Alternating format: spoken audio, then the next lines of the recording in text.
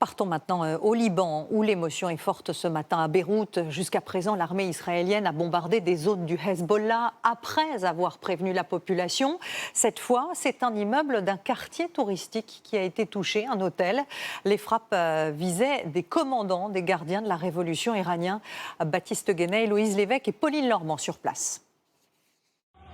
1h30 ce matin, la fumée envahit les rues de Beyrouth-Ouest. Cet hôtel vient d'être touché par un drone israélien. Aucun avertissement n'a précédé cette frappe. 4 personnes sont mortes. Ces journalistes turcs étaient à l'intérieur du bâtiment au moment de l'explosion. C'était le chaos. L'hôtel était bondé, de réfugiés notamment. Il y avait des familles, 7-8 personnes dans certaines chambres. Elles ont évacué l'hôtel en criant, en hurlant. Nous, on est descendus avec la foule.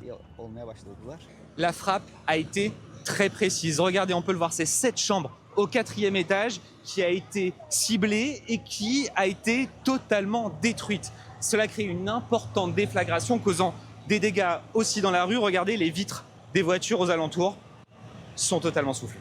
Selon l'armée israélienne, cette frappe visait un commandant des gardiens de la révolution iranienne basé au Liban.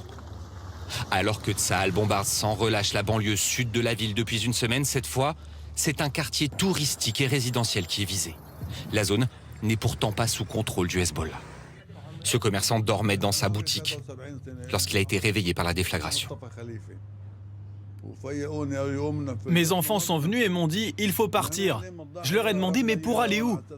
Nous avons évacué la banlieue sud pour être en sécurité. Si même ici on n'est pas en sécurité, où est-ce qu'on peut aller? La frappe a blessé 10 personnes, notamment des réfugiés, dans cet abri de fortune au pied de l'hôtel.